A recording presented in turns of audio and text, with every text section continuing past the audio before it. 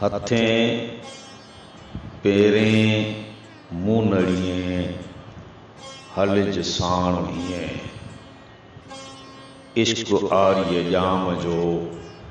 निबाहे नीअ जां जां थी जीअं तां पाड़िज को पुनू असी हथें पेरें मुंह कहज भर कपार मतां छोई छॾिए प्रीतणी पचार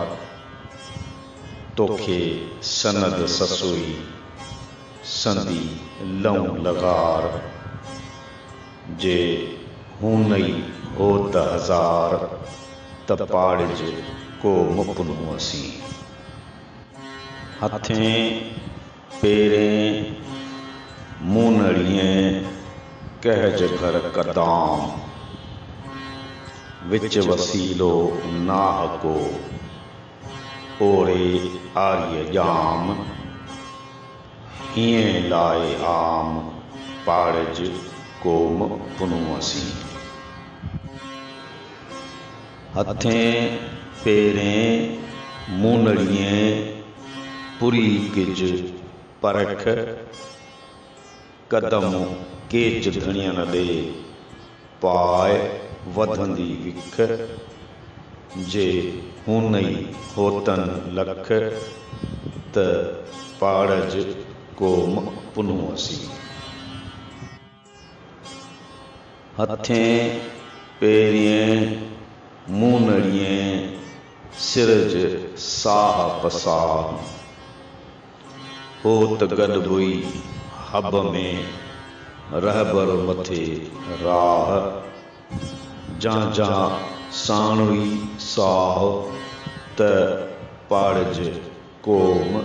पुनू असी थधीअ थकी न वेहे ततीअ करे ताण विधाई वणकार में ससुईअ पाण सुकाण पुछे पह पखियन खे पेई मुंद परियाण ॾिनस ॾेह वणन जा तन अल्लाह लॻ ओहञाण मान परची पाण अची आर्याणी वरे तोणी विलाड़ू करी तोणी हली विख लिखे मंझा लिख ज़रो ज़ाय न थिए लिखियो जो निराड़ सो अंगु कियाड़ीअ न थिए पारियो वेठी पार जेकी लालन लिखियो लोह में जिते जेतरियूं लिखियूं लोह कलम में तिते तेतरियूं घड़ियूं घारण आयूं कियाई केचियन लहे जुसो जलावत छदे पेठी छपरें हारी सब हुजत हुई निमाणी निसत पंध विधाई पाण ते ॾुखीअ ॾोरण पाण ते वेचारीअ विधो ॾील जंहिंजो ॾुख सी सभोई सिधो होड़स अग लिधो पोइ थी करे पंधड़ा पंथ न पंथन जेतिरो कीअं सुॼंदी कीअं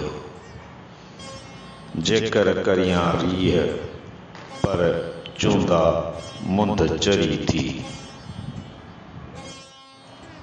चूनिम मर चरी थी पर जे सद सुणीन मर मुही खे ॾीन मारू अचियो मीहणा। मारू ॾेई मीहणा मूंखे कंदा कोह, जिन चोरीअ में चोह सा पिथों थींदी पेर ते।